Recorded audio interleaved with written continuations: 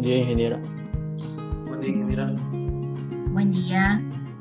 Bueno, buenos días, jóvenes. Vamos a empezar hoy. Nuestro tema es el capítulo 2, hardware de computador, ¿sí? Objetivo es principalmente enfatizar la importancia de la parte física que también tiene un computador.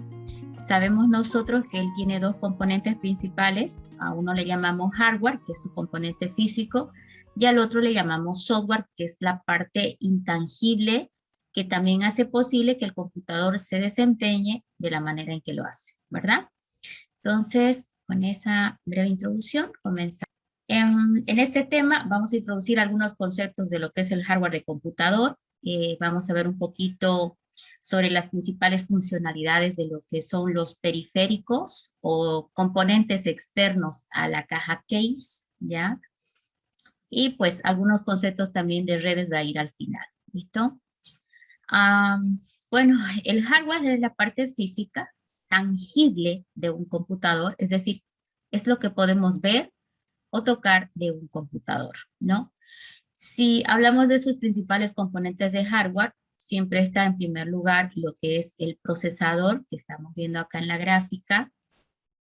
Sabemos que hoy en día ha evolucionado a tal nivel de que apenas es de unos cuantos centímetros, pero adentro de él trae millones de transistores encapsulados, ¿no es cierto? Elevando su potencial de cálculo, ¿no? También tenemos a lo que es a la memoria principal del computador. Fíjense, por acá está un ejemplo. Es como una tarjetita, ¿sí? Bastante delgadita, parece una reglita nada más, ¿no? Bueno, viene de diferentes capacidades, ¿ok? Si hablamos de las capacidades, como es una unidad de medida, utiliza la unidad de medida de la información. Normalmente la capacidad va en gigas hoy en día, ¿no es cierto? Y bueno, tiene diferentes velocidades, ¿no? Hoy en día están las memorias con una velocidad bastante aceptable y vienen también varias tecnologías. Hoy día están utilizando la DDR4. Ven estas ranuditas por acá, pues bueno, hay que evitar siempre tocarlas. Normalmente se agarra de los extremos, ¿sí? De extremo a extremo. Y a veces cuando empieza a fallar, lo curioso es que el computador pitea, ¿no? O de repente se ha dañado o simplemente se ha oxidado esta zona amarilla que vemos por acá. Y bueno, le hacen una limpieza y una vez limpia, hecha la limpieza, lo vuelven a insertar en la caja case. Normalmente todo va bien, ¿listo? Hay que tener cuidado de no tocar estas zonas donde están una serie de pequeños circuitos o hilos, buses, etcétera, yendo de un lado al otro, ¿ya? Solamente ese detalle, por eso le digo, se agarra de extremo a extremo. Si hablamos de la capacidad, bueno, de pues 2 gigas, 4 gigas, 16, 32. Hay computadoras que van por los 64 gigas de capacidad en memoria RAM. No había mencionado, pero el procesador también tiene una capacidad definida y de acuerdo a ello va también su precio, ¿no? La capacidad del procesador normalmente tiene que ver, como vamos a ver más adelante, con el número de núcleos, el número de hilos y la velocidad en gigahertz que lleva. ¿Sí? Entonces eso lo vamos a ver más adelante un poquito más a fondo. También tiene sus dispositivos de comunicación. Estamos hablando todo lo que propicia entradas y salidas al computador, ¿no? Entonces en ese grupo ya están, por ejemplo, la tarjeta de red. Estamos viendo que es una plaquita. Fíjense lo curioso, también tiene esas ranuritas amarillas, que es misma situación que la placa o que la memoria RAM. Esta es en realidad, acuérdense, la zona que va insertada en la placa madre, mismo que caso que sucede por acá. Ahora, se agarra normalmente de acá, de esta zona plateada, y en esta zona vemos la entrada que conecta en realidad al computador hacia al cable de red. Sí, es un cable el que viene, esto sería la forma de tarjeta de red cableada que llamamos nosotros, que es el que todavía se ocupa mucho porque es pues bastante estable y la interferencia es mínima, ¿no? Por acá vemos vamos a ver esto por acá, ok. Vemos la otra que, bueno, la wireless es también una tarjeta de red. Acá no está el dibujo, está solo el símbolo.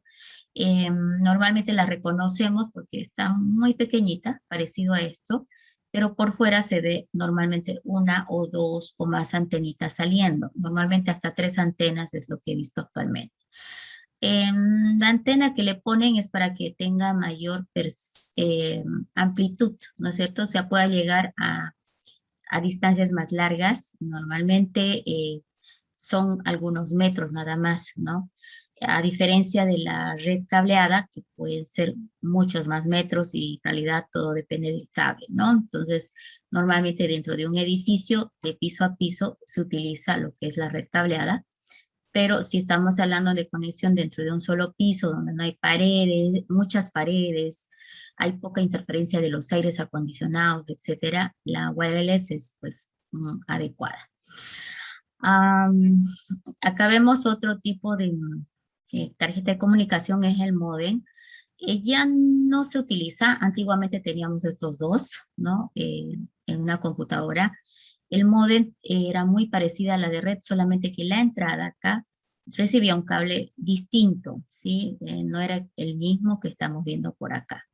Este era con un cable del teléfono, el mismo conector del teléfono de tu pared le hacía esta tarjeta, entonces uno utilizaba el módem para entrar a internet y la tarjeta de red solo para conectividad a la red LAN o compartir datos, etcétera.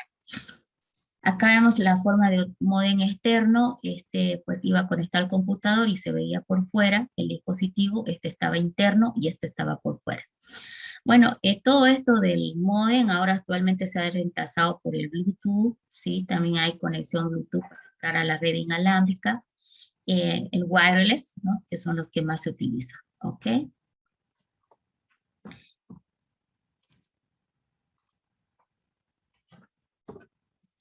Los dispositivos de entrada y salida y almacenamiento, nosotros normalmente los referimos como periféricos, ¿no? Los de entrada propician entradas al computador, las de salida propician salidas del computador para afuera. Y los de almacenamiento secundario son los que permiten el almacenamiento de datos a largo plazo, que van a residir en ese medio hasta que el usuario decida eliminarlos o el dispositivo se dañe por sí mismo. Por acá vemos algunos ejemplos en los de entrada, el típico teclado, el micrófono, ¿sí? El escáner, ¿no? En los de salida vemos normalmente a la impresora, el monitor, los parlantes, ¿no? Y en los dispositivos hay un grupo que le llaman de entrada y salida al mismo tiempo. Y aquí está, por ejemplo, el monitor, pero el monitor táctil, ¿no? Que después cumple la doble función. Y si ustedes se fijan en esta gráfica, le han puesto también a la tarjeta de red inalámbrica, que esta sería un ejemplo, ¿sí? Le han puesto al Bluetooth, y uno dice, pero estos dos eran de comunicación. Sí, acá hay como que, pues, una discrepancia en las clasificaciones, ¿ya? Normalmente los de comunicación que habíamos apartado por acá son considerados de entrada y salida al mismo tiempo, porque a través de ellos la información fluye hacia el computador y del computador para el mundo externo, ¿verdad? Entonces, por eso los de comunicación también son incluidos dentro de este grupo, aunque yo prefiero decir que los de comunicación están aparte, los de entrada-salida están en sus grupos respectivos, y dispositivos de entrada y salida, tomar en cuenta solamente pues, cuál de los de entrada y salida son de estos dos grupos cumplen ambas funciones, ¿no? Ahora, los de almacenamiento secundario, pues estos son más fáciles de recordar porque los usamos todo el tiempo. Ahí están los USBs, ¿no? Los flash memory, los CD-ROM, el disco duro, ¿no? Sobre todo el disco duro porque es la unidad de almacenamiento masiva de datos donde se puede almacenar muchos gigas de información. Acuérdense que están viniendo de los 2, 4, 8 terabytes los discos duros hoy en día, ¿no? Y que cada terabyte equivale a 1024 gigas, ¿verdad? Entonces, pues ahí está. Esos serían todos los dispositivos en general y con sus clasificaciones que podemos mencionar. Ahora, si observamos la arquitectura básica de un computador, esta imagen va a venir a la cabeza, ¿sí? ¿Cuáles son los componentes básicos, ¿no? Al analizar la arquitectura del computador. Vamos a ver primeramente por acá, ¿sí? Un minutito, vamos a cerrar una ventana que está molestando mucho. Ok. Vamos a ver por acá, pareciera que sí. Ok. Bien. Entonces, entre estos componentes principales, vemos primero a lo que es el procesador o el CPU que le llamamos, ¿no? En palabras más desglosadas le llamamos unidad central de procesamiento, ¿sí? O CPU en español. Este sería el procesador o microprocesador que ya va dentro de la caja case adherida a la placa madre, ¿ya? Eso es parte de la arquitectura normalmente de un computador, pero este tiene adentro de él dos componentes importantes, la unidad de control que propicia la administración o control de todas las operaciones internas del procesador y principalmente la ALU en español o unidad aritmética lógica del computador. En realidad, esta parte sería la esencia, ¿no?, del computador, porque es allí donde se llevan las operaciones de cálculo, ¿sí? Todo lo que es operación aritmética o lo que es operación booleana, ¿no? Quiere decir con conectores o operadores lógicos, ¿no? El AND, el OR, o lo que habían conocido en álgebra como conjunción o disyunción, se efectúa ahí mismo, ¿ya? Por otro lado, vemos por acá a la memoria RAM, o lo que es la memoria principal del computador. Bueno, normalmente ustedes le dicen a esto RAM, pero es equivalente a decir la memoria principal del computador. Se le llama así porque ella es vital, ¿sí? En el momento que encendemos el computador, la esencia del sistema operativo se aloja en memoria RAM y es cuando vemos que está funcionando el sistema operativo pidiéndonos usuario y contraseña para ingresar al sistema, ¿sí?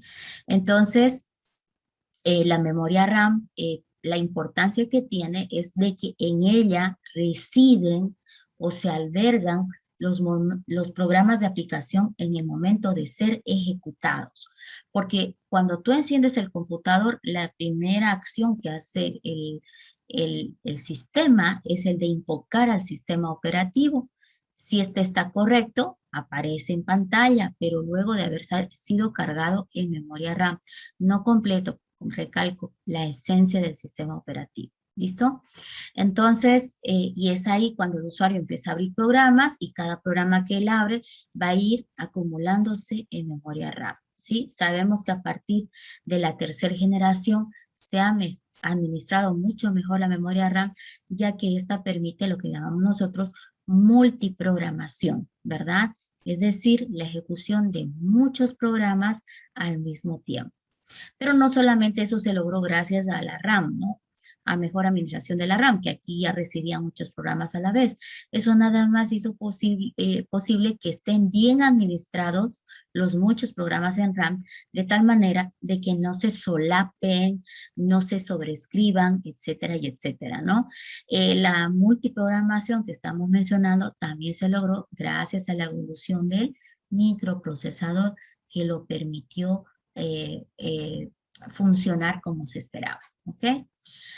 Por otro lado, vemos por acá a lo que son en general las tarjetas, digamos, controladoras de los dispositivos de entrada, salida, comunicación o almacenamiento, ¿sí? Entonces, cada periférico de entrada, salida de almacenamiento o de comunicación tiene dentro de la placa madre adherido alguna tarjeta controladora. Con esto nosotros estamos sabiendo de que nosotros en la parte externa, si bien vemos a lo que son los periféricos, tú afuera ves al monitor, al teclado, un disco duro externo, puede ser que veas a la impresora, etcétera, tú los ves por fuera, pero todos ellos tienen algún cable o algún medio inalámbrico o Bluetooth que le conectan hacia la caja case. ¿Y a qué parte de la caja case va conectado? Va normalmente a lo que nosotros llamamos puerto o conector de entrada. El monitor va a un puerto, ¿sí? Es la entrada que tiene, el teclado también, un disco duro externo también, a través del cable de USB va hacia un puerto, la impresora también va hacia algún puerto, un micrófono que está conectado a través de cable también va hacia algún puerto, ¿ya? Pero ¿a dónde va? ¿Dónde va? Un puerto no es nada más un orificio al que va conectado, no, va en el fondo a lo que llamamos nosotros una tarjeta controladora. ¿Sí? Sí o sí va uno que lo va a recibir.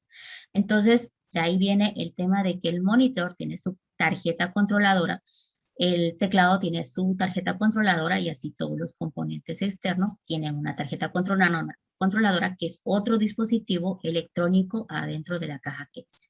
Ahora, algunos tienen nombre especial, sobre todo el del monitor, ¿no? Porque este es conocido como tarjeta de video y por eso a veces, pues, no lo detectamos muy bien cuál es, ¿no? La tarjeta controladora es la que llamamos nosotros tarjeta de video, ¿ya? A veces la placa madre ya tiene incorporado algunas tarjetas controladoras. En otras ocasiones nosotros queremos mejorar esa capacidad de la tarjeta controladora y adquirimos una nueva y lo adherimos también a la placa madre. ¿Sí? Eso sucede mucho con la tarjeta de video porque quieres que explotar de repente mejor tu monitor, entonces te compras una tarjeta de video más adecuada, probable que vaya a pasar a ese tema. ¿Qué más? La tarjeta también de red, es probable que tu computador tenga solamente, por ejemplo, la tarjeta de red cableada, pero tú también le puedes adherir otra tarjeta de red o una tarjeta inalámbrica, ¿no? Entonces, puedes adherir más tarjetas controladoras adentro de la caja case de acuerdo a la necesidad que tengas. Pero algo que no hay que olvidar es este tema, ¿ya?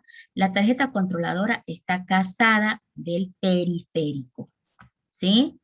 Ambos deben ser compatibles, ambos deben funcionar correcto para que la operación que tiene que hacer el periférico sea correcta entre el computador, entre el sistema y el mundo externo. ¿Listo? Entonces ahí está una de las cosas que vamos a analizar un poquito más adelante, pero hay que tener claro sobre todo el tema de que los periféricos que están afuera no funcionan solos, sino más bien casados con lo que nosotros llamamos una tarjeta controladora. Y recuerden que todos estos componentes, las tarjetas controladoras y la placa madre, están interconectadas con el procesador, la memoria principal, a través de lo que llamamos nosotros buses, ¿no es cierto? Que son unos pequeños canales muy delgaditos que interconectan todo adentro de la placa madre, ¿sí? Entonces, va a haber mucha diferencia en qué placa madre tienes en tu computador, ¿sí? Cada placa madre tiene sus características, ¿ya? Entonces, no es cualquiera. Esa define qué computador vas a tener. La placa madre es muy importante porque ahí están adheridas las tarjetas controladoras y cualquier tarjeta controladora que adquieras debe ser compatible con esa placa madre que tú tienes. Lo mismo la memoria RAM, no es nomás decir, quiero 64 de RAM y para ponérselo. No, la placa madre ya viene con una capacidad de memoria RAM y que se nota porque pues ya viene en la documentación del fabricante y también se nota porque tiene un espacio para las memorias RAM que va a soportar. ¿ya? Ahora el procesador también, la placa madre va a funcionar con algún procesador en específico o algún grupo de procesadores en específicos, no cualquiera le va a hacer a esta placa madre, ¿ya? Entonces esto como que está definiendo lo que es la arquitectura de un computador, esa es la importancia. Entonces, pues ya hemos ido hablando de los componentes básicos, nada más vamos a ir remarcando algunos, el microprocesador, la memoria RAM, los dispositivos de memoria secundaria o auxiliares, los periféricos de entrada y salida, los buses de control de la placa madre han sido mencionados en la anterior gráfica. Se nos está pasando de repente tomar en cuenta, por ejemplo, vamos a mencionarlo por acá, a lo que es el reloj. Hay un reloj interno dentro de la placa madre. Este reloj interno hace posible la sincronización entre los procesos internos del computador, ¿ya? Entonces, cuando se empieza a trazar, se nota porque tú enciendes el computador y el reloj te marca una hora atrasada, ¿no? Entonces, es porque este reloj también tiene su pila, una pila que se nota porque está bien visible en la placa madre, casi siempre cerca del microprocesador, pues ese se lo reemplaza, es muy parecido a un reloj de calculador, claro, a una pila de calculador más bien, ¿sí? Entonces es muy fácil reemplazar la pila del computador. Entonces lo recomendable es retirarla con mucho cuidado, sin dañar ningún circuito ni pin que tiene la placa madre, ese es el peligro, lo tiene que hacer alguien que sepa. ¿Ok? Se retira y se va a la electrónica a buscar el reemplazo, ¿no? Porque son genéricas, pero en las computadoras originales puede ser que tenga alguna característica especial, entonces mejor es pues retirarla y buscar el reemplazo. También está lo que es la memoria ROM. La memoria ROM también está adherida a la placa madre. Ojo, es como el chipset del fabricante. La memoria ROM es conocida generalmente con el nombre de BIOS, ¿sí? Basic Input Output System, aunque hoy en día todavía se usa el concepto de BIOS, ¿sí? Pero las BIOS o ROM más modernas se les llama FBIOS, ¿sí? Que son las nuevas versiones de la ROM que hoy en día tenemos. No vamos a especificar mucho sobre la FBIOS, solo podemos decir de que las memorias ROM son lo que se conoce mejor como las BIOS o FBIOS. Y cualquier placa madre tiene hoy en día una, sí o sí, porque si hablamos de cuál es el primer programa que levanta el computador al momento de arrancar, es la BIOS o la FBIOS. ¿Por qué? Porque esta viene con las instrucciones necesarias para barrer el hardware, revisar si la esencia está bien y si hay algún error, empieza a hacer ciertos pitidos, ¿ya? Y bueno, los pitidos normalmente tienen una interpretación, por si acaso, que el técnico va a entender, ¿no? Entonces, puede ser que suene seguido, pite 2 veces, pite 3 veces. Bueno, si la computadora pitea al arrancar, entonces mejor es apagar y llevar al técnico para que revise lo que está sucediendo. Si la ROM se daña, es muy raro, ya es muy raro, pero si esta se daña, ya no sirve, se daña todo el componente en específico, ¿sí? Entonces se daña básicamente la placa completa porque reemplazar la ROM pues no existe, ¿no? Hay que tener mucho cuidado. Ahora, las BIOS o ROMs, como son software, en realidad dentro de la plaquita, hoy en día son actualizables a través de órdenes a través del Internet, ¿ya? Entonces, en esto, por ejemplo, el técnico tiene mucho cuidado al actualizar este software, porque si a media actualización del software ocurre algún problema, lo que sucede es de que se daña completamente. Entonces no puede apagarse, perder corriente, perder conexión a internet mientras se está actualizando una ROM. Entonces esto es pues para tomarlo en cuenta, ¿ya? Ahora, ¿por qué las actualizan si ya funciona? Pues justamente porque esta, sobre todo, en las actualizaciones trae mayor protección al computador, porque hoy en día los ataques normalmente ya no son solo al sistema operativo, me refiero a los virus, etcétera. Los ataques vienen incluso a este lugar, que es la ROM. La atacan, la dañan y bueno, pues con eso nos instalan software espía, software que puede monitorearnos. Es grave el ataque a esta zona, ¿no? Entonces, por eso vienen hoy en día actualizables para que se proteja también este componente, ¿no? Entonces, seguramente en tu máquina estás con EFI-BIOS, si es moderna, y si es un poquito antigua, seguro está con BIOS, ¿no? Bueno, eso sería el resumen de los principales componentes. Bueno, hablemos del microprocesador ahora. No se olviden que es la calculadora del computador. Hay millones de transistores encapsulados en esa pastilla de silicio. Ha evolucionado a tal punto de que no solo se ha disminuido en tamaño, sino también se ha elevado su potencial de cálculo, ¿sí? Entonces, también debemos recordar que el microprocesador hoy en día pues tiene varios tipos, ¿no?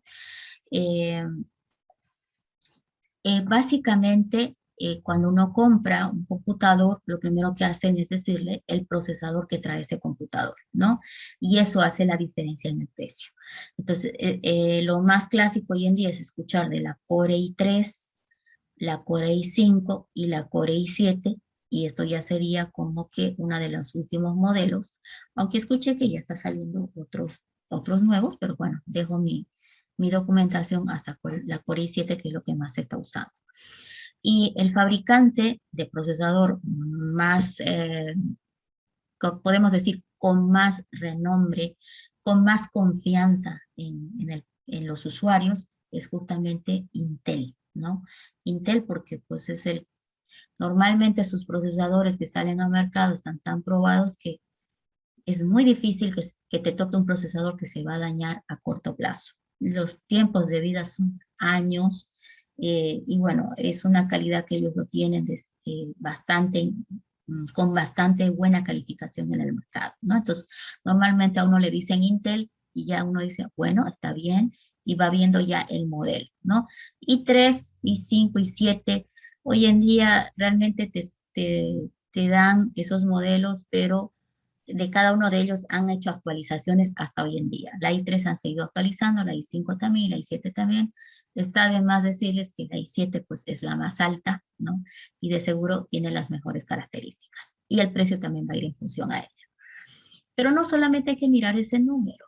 En los tres modelos más usados vienen ciertas características internas, ¿no? Que es, por ejemplo, el número de núcleos que trae cada procesador, ¿sí? Cada procesador puede traer mínimamente de dos núcleos, o perdón, de un núcleo a 4, 8 núcleos y para arriba. Siempre en potencias de 2, ¿sí? 1, 2, 4, 8, 16 y para adelante el número de núcleos, ¿ya? Pero ¿qué son los núcleos? En realidad, un procesador de manera física dentro de un computador es una sola cosa. Ya acá voy a tratar de hacer un pequeño gráfico. Entonces, de manera física, un procesador es nada más un componente. Por más potencia que tenga, es uno solo. Es un procesador. Existen computadores que traen muchos procesadores, sí, esos son los mainframe, sí, supercomputadoras que ya vimos en la introducción del tema 1, ya, pero en los computadores generalmente viene uno de ellos. Ahora, adentro de él le han puesto lo que llamamos nosotros procesadores virtuales, y eso significa el número de núcleos. Entonces acá, por ejemplo, en este procesador podemos observar que tiene 4 núcleos, ¿ya? ¿Y para qué hacen eso? Es como que son como procesadores virtuales, van a elevarle la capacidad al procesador, sí. Cuanto más núcleos tenga, mejor, por supuesto que sí, ¿no? Y además de ello, le han incorporado en cada núcleo el potencial de tener hilos, ¿ya? Entonces, eso lo voy a dibujar de esta manera, ¿ya? Los hilos son unos, vamos a ponerlo así como un hilo, ¿ya? Son unos canales, ¿sí? Que, bueno, normalmente vienen de a dos, ¿sí? Vienen de a dos, ¿sí? Por ejemplo, acá vemos cuatro núcleos y 2 hilos en cada núcleo, ¿sí? Voy a dibujarlo al revés para que no se confunda. Ok, así. Sí, estoy saliendo para afuera por algo importante que voy a hacer ahorita, ¿ok? Entonces, normalmente vienen de a 2 hilos en cada núcleo. Ahora, pero, ¿qué son esos canales que le he puesto a cada núcleo?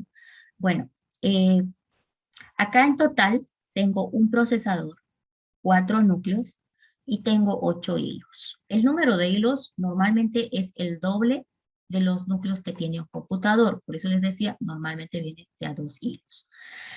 Básicamente, cuando hablábamos de la multiprogramación o la capacidad de ejecutar muchos programas a la vez, una de las cosas que propiciaron esto fue el hecho de que la memoria RAM vino mejor administrada. Sí, eso ayudó mucho.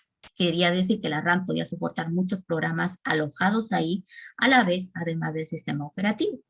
Pero también el procesador fue evolucionando y hoy en día es algo parecido mínimamente a esto. ¿Para qué los hilos? Bueno, debemos suponer que por cada hilo va a haber un programa funcionando.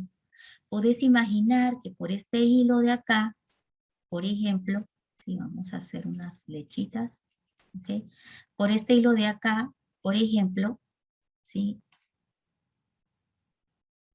¿Ok? Está el Chrome navegando en Internet. Por aquí puede estar Microsoft Word funcionando.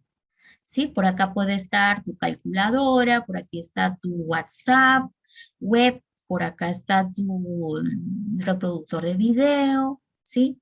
Etcétera y etcétera. Entonces, cada hilo puedes indicar un programa. Entonces, cuanto más hilos, tu computador tiene mayor capacidad de tener muchos programas a la vez a manera rápida.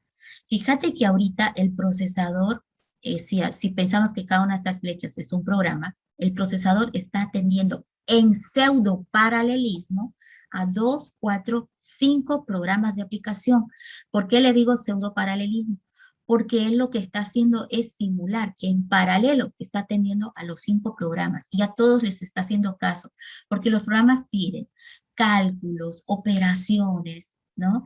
Y ningún programa se está esperando a que el procesador lo atienda, no, los está atendiendo a todos, ¿sí? Es que antiguamente debemos imaginar que los primeros procesadores eran nada más, bueno, a ver, era nada más algo como esto, miren. Era algo así, ahí venía el procesador, venía con un solo núcleo, ¿sí? Ahí está un solo núcleo, y por ende venía pues un solo hilo, ¿no? Entonces, ¿qué hacían los programas? Hacían cola para que el procesador los atienda. El procesador era tan rápido que no se sentía mucho, pero luego los programas se han hecho tan pesados, mucha imagen, video, sonido hoy en día, o sea que ya no era posible que esto funcione. Entonces, la evolución fue a procesadores con varios núcleos y muchos hilos, ¿no? De ahí viene el concepto de que hoy en día vienen multi-hilo, ¿no? Y pues cuanto más hilos tenga tu procesador, vas a imaginar que más rápido va a atender muchos programas a la vez sin necesidad de que se esté lenteando tanto tu computador, ¿ya? Entonces, eso es lo que hay que entender sobre esta tecnología. Por eso es que ahora dicen, mi procesador es multithreading, dice, ¿no? Multi-hilo, dice. Entonces, va por ahí el concepto. De este tema hay un video en la web sugerido, por favor lo mira, ahí está explicando bastante paso a paso este concepto, ¿no? Ahora hay otra característica que viene en el procesador, que es la velocidad, y ahí quiero enfatizar. Un procesador ya viene con sus características, si ya vino así, no hay cómo le mejores, ¿no? Te lo compraste así, si quisieras mejor, tendrías que reemplazar ese procesador y ver si le hace a la placa madre para que mejore, ¿ya? Hay una característica que estoy viendo que los fabricantes de ahora están como que aprovechando que nunca los ven. Por ejemplo, tú vas al Chiriguano y te muestran unas portátiles, te dicen i7, 4 núcleos, tantos procesadores, tantos hilos, ¿no? Pero no te hablan del gigahercio, no te hablan de la velocidad del procesador. Los procesadores hoy en día mínimamente son de 3.1 de velocidad. Yo creo que hasta un 2.5 todavía es bueno, ¿ya? Pero es increíble que haya visto, hay unas portátiles, la mía es un ejemplo, donde el procesador es i7, tiene sus 8 núcleos, tiene sus 16 hilos, pero la velocidad del procesador es de 1.0 gigahercios, ¿no? Y tengo, por ejemplo, otra portátil, que es una i3, ¿sí? Tiene 4 núcleos y tiene 8 hilos, pero su velocidad es de 3.5 gigahertz. Y mis dos computadores son tan rápidos, son similares en velocidad, o sea que mi i7 no ha hecho mucha diferencia, ¿ya? Entonces, traten de ver también la característica de la velocidad en gigahercios. Yo creo que un buen parámetro puede ser de 2.5 para arriba, ¿ya? Entonces, una computadora para ingeniería, para software pesado, AutoCAD, Minicad, software de diseño, que la vas a explotar, que no estás pensando cambiártela al año, tiene que ir a lo más alto en el procesador, ¿no? Entonces, lo recomendable es i7, muy buenos hilos, muy buena cantidad de núcleos y buena velocidad en gigahertz, porque eso ya no se puede cambiar, no se puede aumentar, ¿listo? Otro detalle, de repente, es la generación. Habíamos hablado de las generaciones de computadores, hoy en día estamos ya pisando la 11ª generación. Si tú vas y preguntas, van a enfatizarte mucho, te van a decir, esto es de 10ª generación, 9ª y 11ª generación, y ahí va también el precio, ¿no? Yo, sinceramente, prefiero 9ª generación, que es más antigua que hay ahorita, ¿sí? Pero muy buena velocidad en gigahertz y muy buenas características en cuanto a núcleos y hilos, ¿ya? Entonces, tanto así decir 11ª generación, no, si me están ofertando, por ejemplo, 1.0 de gigahertz en velocidad del procesador. Ni idea. La velocidad del procesador te dice la cantidad de instrucciones que va a ejecutar el computador por cada milésima de segundo, ¿sí? Entonces, cuanto mejor, más alta sea la velocidad, quiere decir que es más rápida, y eso es realmente importante a la hora de trabajar con software de diseño, ¿ya? Ahí están las recomendaciones básicas, ustedes pueden investigar un poquito más en el internet, y bueno, pues aquí vemos para un mismo i7, miren, pero pues veo la diferencia en lo que es núcleos, hilos, miren acá, no es tanto una regla, pero normalmente los hilos duplican el número de núcleos, ¿ok? Miren, ahí está 6, 8, 10 núcleos, no es una regla la potencia del 2, pero va. Ahora miren cómo van jugando con la velocidad. Este es 3, 3.3, 3.6, 3.4, ¿sí? Pero por ahorita yo veo que estos modelos i7 todos están bastante buenos, ¿ya? Porque tienen muy cercana la velocidad en gigahertz y ahora ya van variando por núcleos e hilos, entonces yo me quedaría con pues la que pueda pagar de este grupo. Ahora, si por ejemplo esta de acá dijera 1.0 de gigahertz, ni idea, yo no la miro, ¿sí? Por más que me diga 6 hilos, 12 hilos, 6 núcleos o 12 hilos, no la miro. ¿Por qué? Porque yo esta la vería muy baja en velocidad y preferiría irme por este lado, ¿sí? Entonces ya ustedes investigan un poquito más, pero ahí están algunas recomendaciones. Bien, eso era lo más largo de la explicación de hoy. Por acá vemos la memoria RAM, 8, 16, 32 gigas. Normalmente la computadora viene con una, bueno, la placa madre más bien viene con una capacidad máxima de RAM. Hay que averiguar cuál es, de acuerdo al modelo de computador o la marca o modelo, para saber hasta cuánto de RAM le puedo expandir. Entonces, normalmente te ven en la máquina y te dicen, bueno, tiene ahorita 8 gigas, pero es expandible a 16. Y tú dices, ah, bueno, más adelante le puedo aumentar, o aumentas un poco de dinero y de una vez te ponen las 16. Ahora, las memorias RAM vienen pues diferentes tecnologías por las velocidades que ofrecen. La DDR1 antigua, la DDR3 es la más moderna, DDR4 son las que más se están utilizando, ¿ya? La ROM es parecido a este pequeño componente, ya su nombre, miren, viene en la plaquita, AMM BIOS, dice aquí, esto es la que yo comentaba, era el software de base que viene en el hardware. Cuando el técnico va a plantear un nuevo sistema operativo al computador o le va a instalar uno nuevo, normalmente entra a la ROM, la configura y empieza a hacer el proceso de instalación del nuevo sistema, ¿ya? Yo no, bueno, no pudiera mostrar cómo es una ROM, pero normalmente cuando tú arrancas el computador, si miras bien, aparece sí o sí una pantalla negra con letras blancas. Y ahí normalmente va un mensaje que muy rapidito se pierde, que dice, presione, ya sea en español o en inglés, presione escape para entrar a la BIOS, o presione F10 para entrar a la BIOS, o presione Enter para entrar a la BIOS, y bueno, dice con qué tecla que en ese momento debes digitar, vas a entrar a la BIOS, ¿ya? Pero si uno no sabe usarla, no entra. Bueno, los periféricos, pues nunca olvidar que todos tienen adentro de la caja case una tarjeta controladora que viene con ella, ¿ya? No olvidemos, por favor, ¿sí?, que esa tarjeta controladora está interconectada con el resto de los componentes a través de los buses de datos. Ahora, aquí es donde voy a enfatizar, ¿ya? Si bien afuera está el periférico, ¿ya? Adentro están las tarjetas, ahí vamos a editar un minuto, adentro están las tarjetas controladoras, ¿ya? Ahí están las tarjetas controladoras. No olviden, por favor, que afuera están los otros componentes, ya, afuera, acá lo estoy poniendo afuera, que normalmente le decimos parte mecánica del periférico, ¿sí? La parte mecánica está afuera, es la que tú ves físicamente, pero adentro, a esto que marqué, las tarjetas, a todas ellas le decimos parte electrónica. Entonces, ¿cuál es la importancia de la parte electrónica? Ok. La parte mecánica trabaja a determinadas velocidades que no son uniformes, etcétera, no pudieran directamente interactuar con la caja, con la placa madre.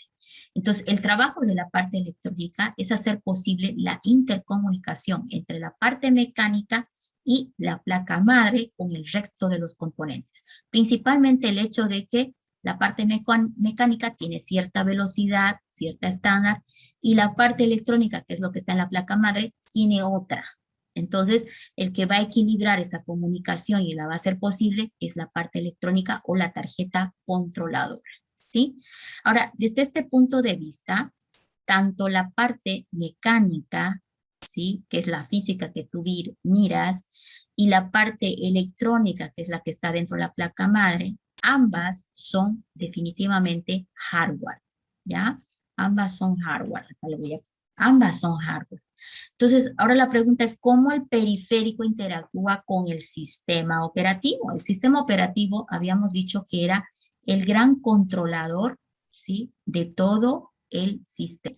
Entonces, la pregunta ahora está en el aire, ¿cómo el sistema operativo puede controlar a estos periféricos?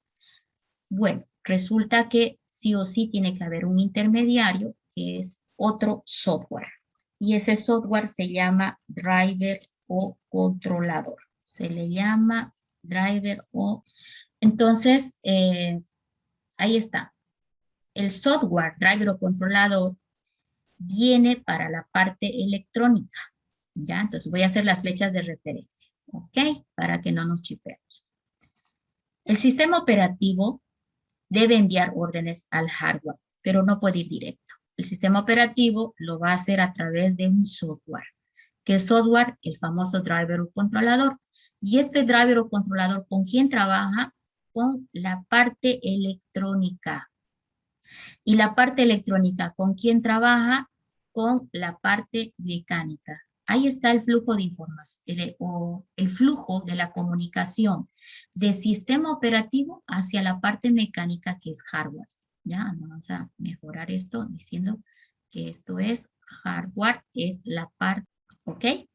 Entonces, va la importancia ahora de decir, un sistema operativo, ¿ok? Un sistema operativo es software, va a llegar a la parte mecánica, ¿sí? Que es la que tú miras afuera, que es el hardware, ¿no? ¿A través de qué?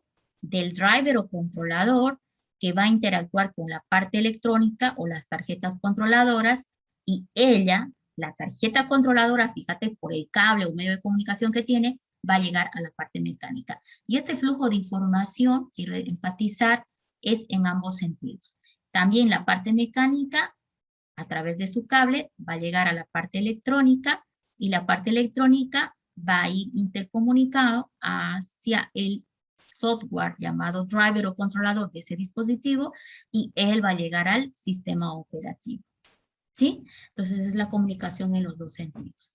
Pero ahí estoy incorporando el hecho de que no solamente es tarjeta controladora con la parte mecánica. Es importante el famoso driver o controlador que viene instalado en el sistema para poder hacer posible ese fluido de información. ¿Listo? Entonces ahí está para que ustedes tomen en cuenta que cuando compran hardware, viene también con su driver o controlador que hace posible la interacción con el sistema operativo que es el encargado de administrar todos estos componentes. Listo. Ya con eso tenemos pisado lo que es la parte de los periféricos. Bien, entonces vamos a sintetizar esta parte. La computadora en sí tiene una naturaleza electrónica digital. Es capaz de recibir señales del tipo analógicas. Quiere decir que, por ejemplo, tú con el micrófono introduces voz, eso es una señal analógica, es una señal continua, por eso mi voz fluye, ¿verdad? Es una señal analógica en el sentido de que es de ese estilo, la voz, la música, etcétera, es de este tipo. Ahora, existe otro tipo de señal que le llamamos digital o binaria. Fíjense la gráfica, es o 0 o 1, o 0 o 1. Es una señal discreta en ese sentido. Entonces, básicamente, la forma en que deberíamos verla es así. Miren, 1, 0, 1, 0, 1, 0.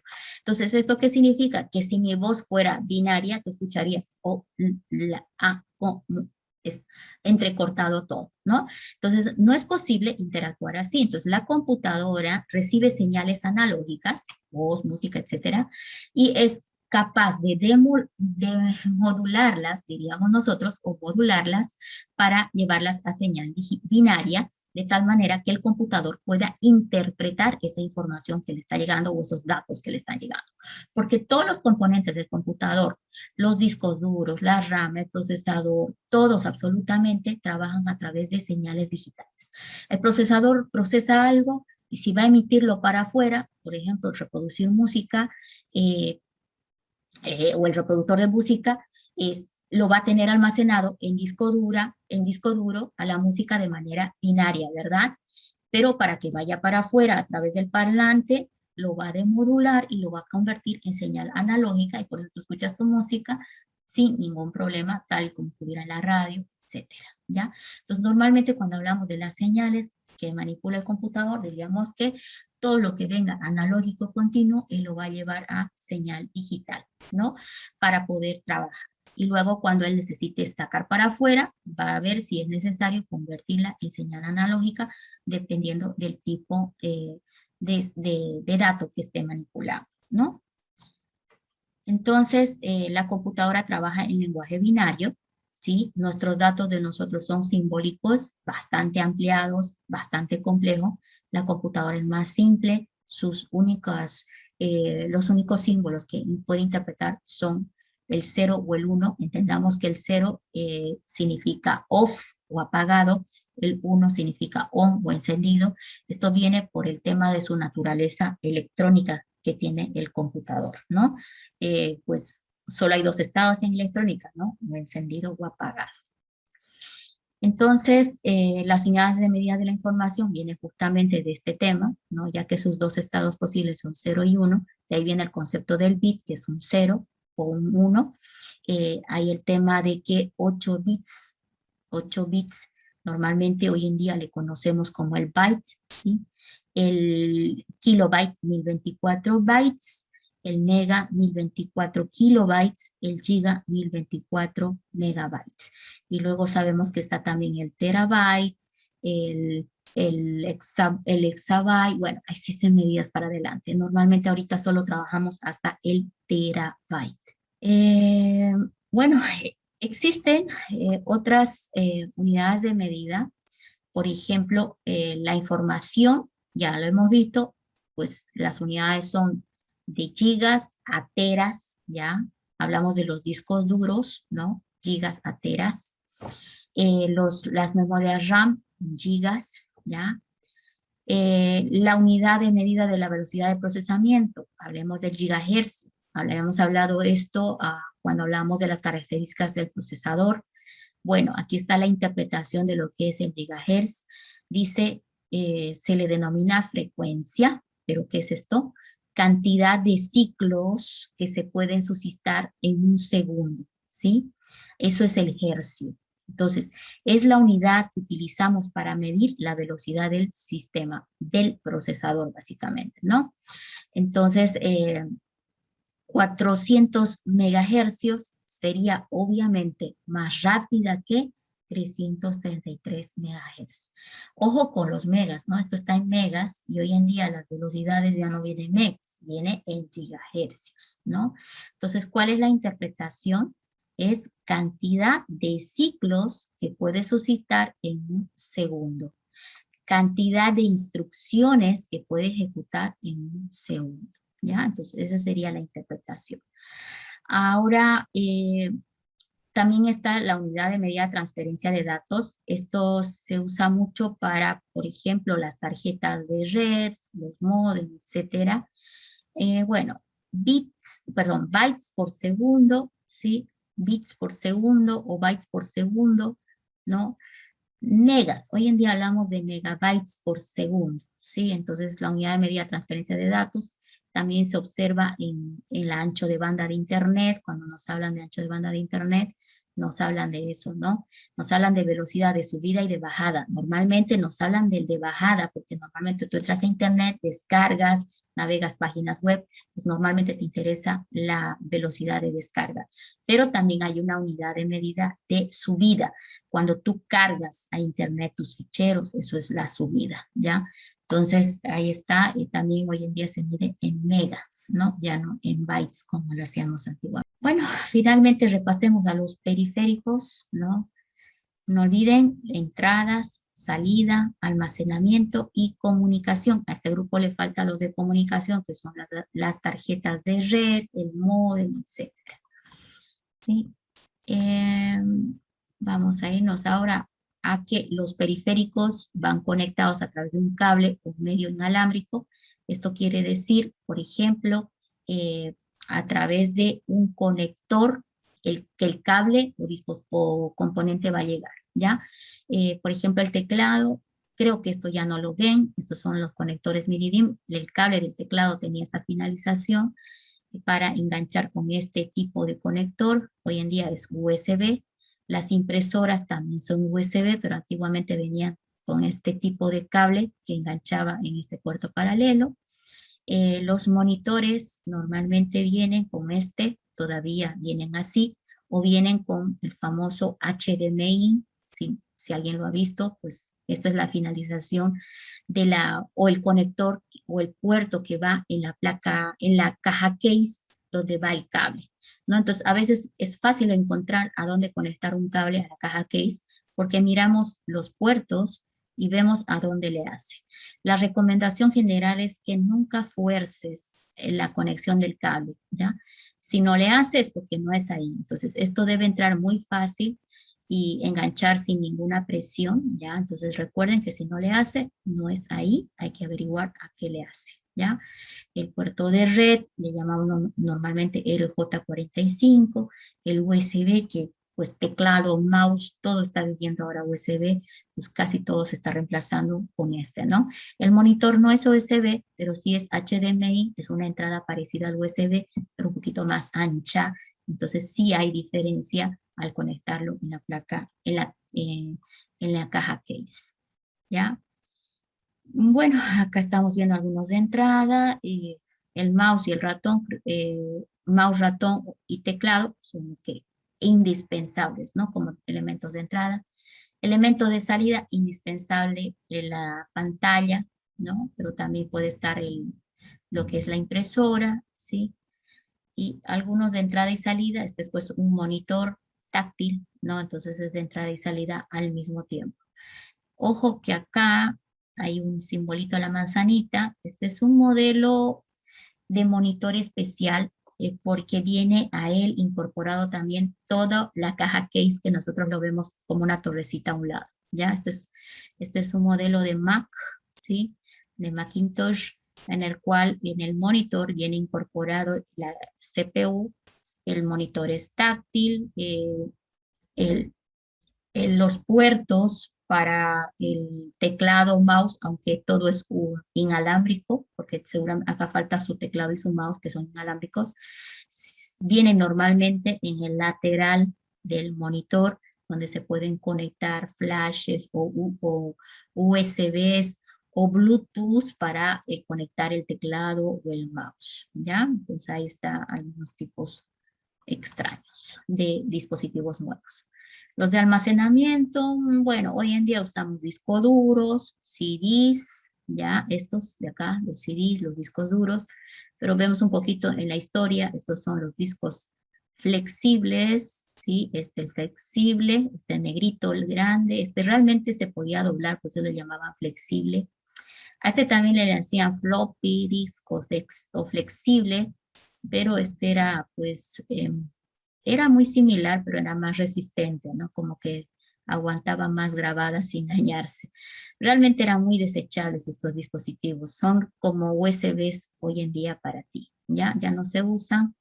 Y por acá está un ejemplo de una, a ver, esto era una, ¿quién se acuerda en la primera generación en que guardaban la información? ¿Qué le llamaban a estas tarjetitas? ¿Nadie se acuerda? Tarjeta perforada. Es que eran, pues eran más o menos unas tarjetitas como venía con ciertas perforaciones que pues un lector lo interpretaba de la misma forma que interpreta hoy en día tu flash, tu CD, etcétera, ¿no? Entonces es un medio de almacenamiento bastante antiguo y obviamente ya no se ocupa.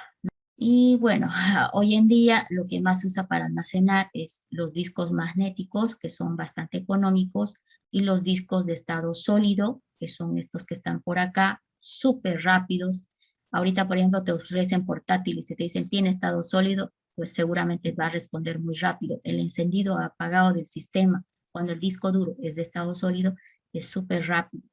Esta, para que sepan ustedes, es una tecnología moderna de disco duro basado en la tecnología de las memorias RAM, que acuérdense son súper rápidas, pero se caracterizaban por ser de almacenamiento temporal. Entonces, le han hecho algunas modificaciones y han creado lo que es el disco duro SSD o sólidos que le decimos hoy en día, y sí hay diferencia en el encendido apagado y la velocidad de tu sistema cuando está funcionando sobre un disco duro de estado sólido.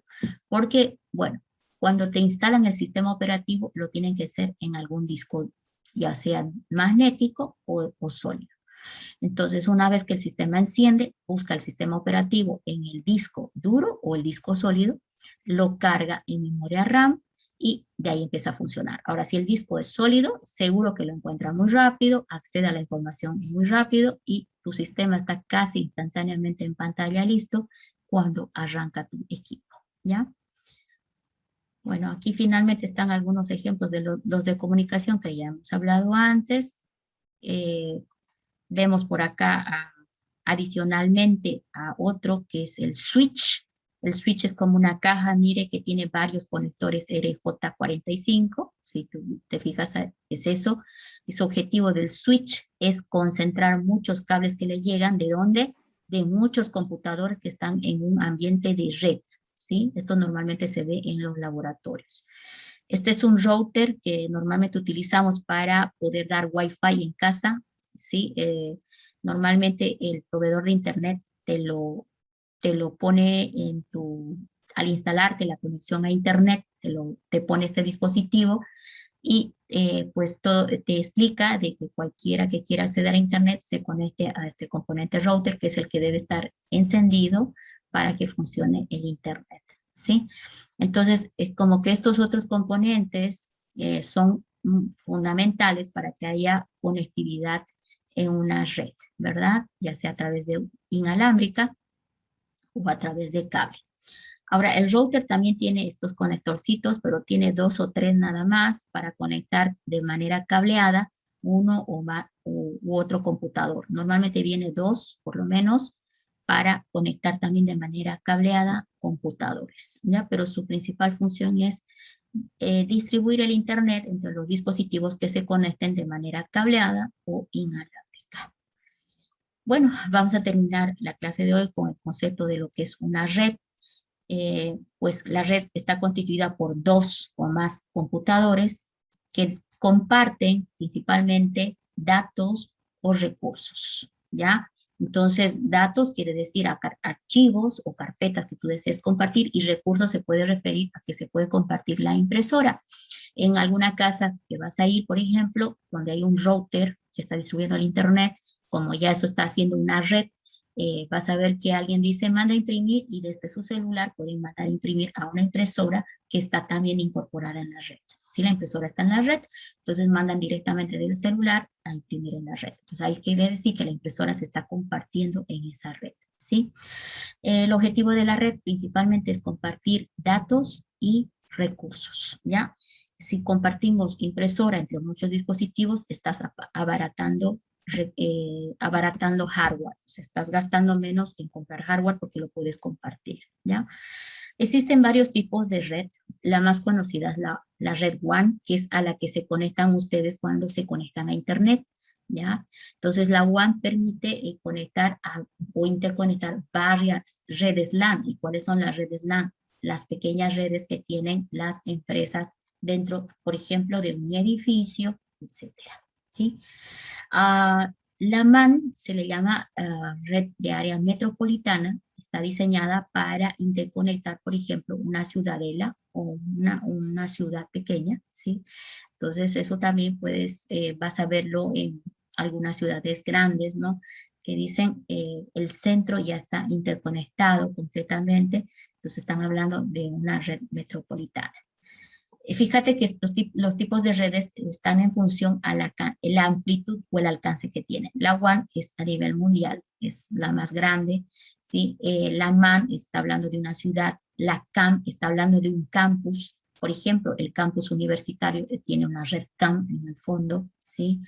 La LAN puede referir a un área de cobertura de un edificio ya completo, donde todos los computadores están interconectados.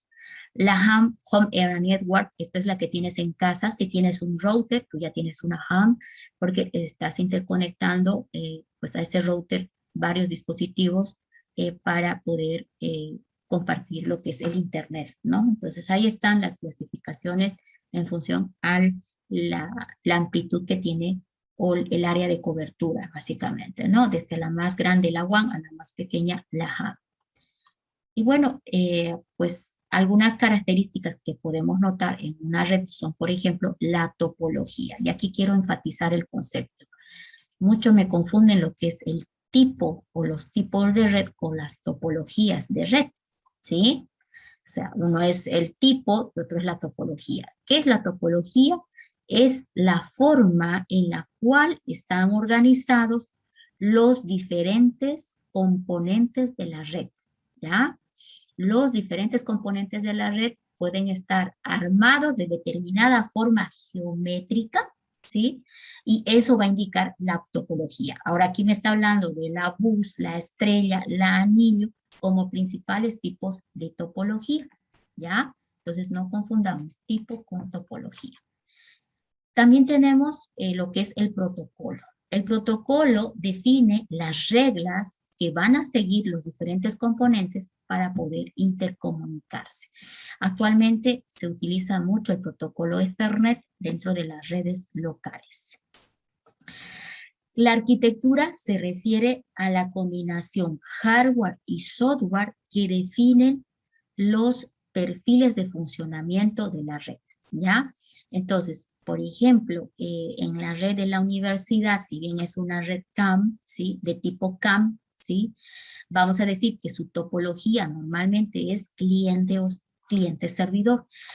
La arquitectura, más bien diríamos que es cliente y servidor. ¿Por qué la arquitectura es cliente y servidor? Porque todos los nodos o puntos de red o computadores que están conectados en la red, en el fondo van buscando a un servidor que es un computador más grande, del cual sustraen información o le almacenan información.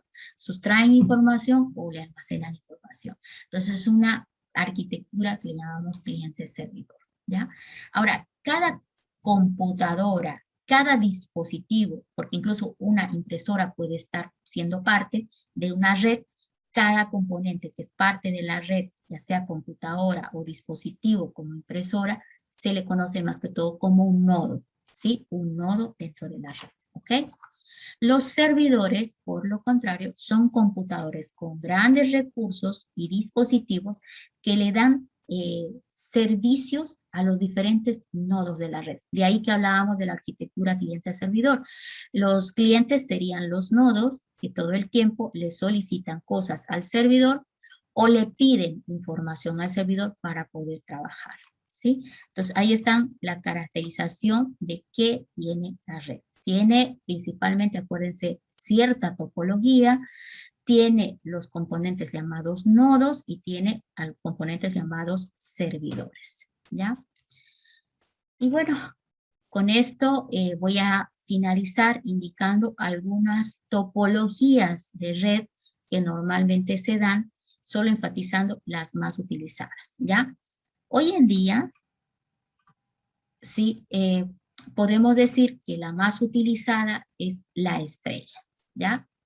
La topología estrella se caracteriza porque fíjense que todos los nodos a través de un cable o un medio se están conectando con un componente central.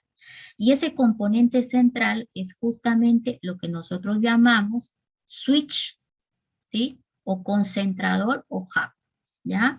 Entonces aquí vamos a agarrar y remarcar esta parte porque es muy importante, ¿ya? Si estamos hablando de una tipo estrella, nos vamos a dar cuenta que es tipo estrella si todos los componentes están conectados hacia un concentrador hub, llamado hub en el fondo, o switch, ¿ya? En un laboratorio esto es lo que normalmente sucede. Ahora, hay que tomar en cuenta de que las computadoras son independientes. Si esta está apagada, ¿sí? Si esta que estoy marcando está apagada, no importa, porque todas se pueden interactuar las unas con las otras sin importar esto. Ahora, falla una, no importa, todos están bien, solo esta está fallando. El problema acá va a ser cuando falle el componente concentrador. El hub o el switch, si falla, la red se cae y no hay intercomunicación entre los computadores. Ellos pueden funcionar solos, pero no hay intercomunicación los unos con los otros, ¿no? Entonces, por esa razón, otra forma, se le han creado otras formas también de trabajar, otras topologías, aunque esta es la más económica, o la más utilizada porque es fácil de implementar, ¿ya? Existen otras como por ejemplo la malla, que es la que vemos aquí abajo, la topología malla, que acá vamos a remarcar para que lo puedan notar. Esta topología, que es la malla que está por acá, se está marcando por acá, ¿sí?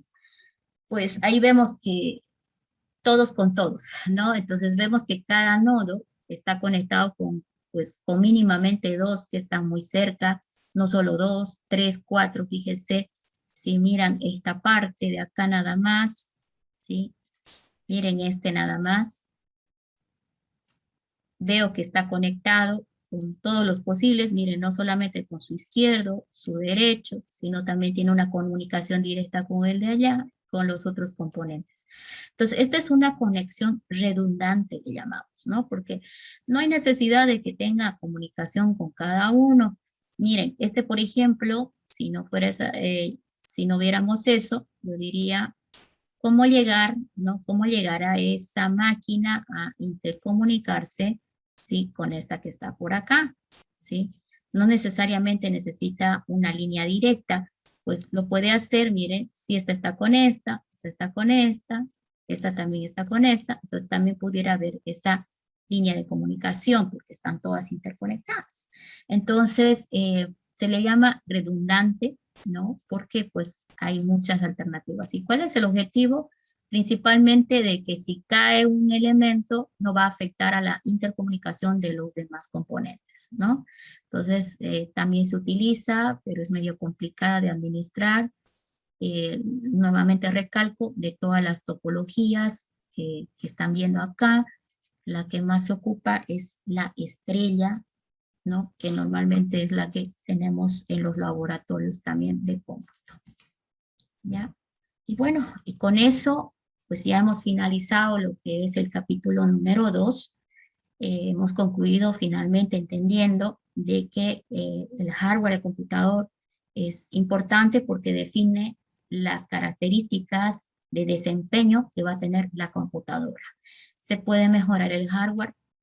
Sí, se puede mejorar, pero hay casos cerrados, ¿no? No puedo mejorar el procesador, tendría que reemplazar.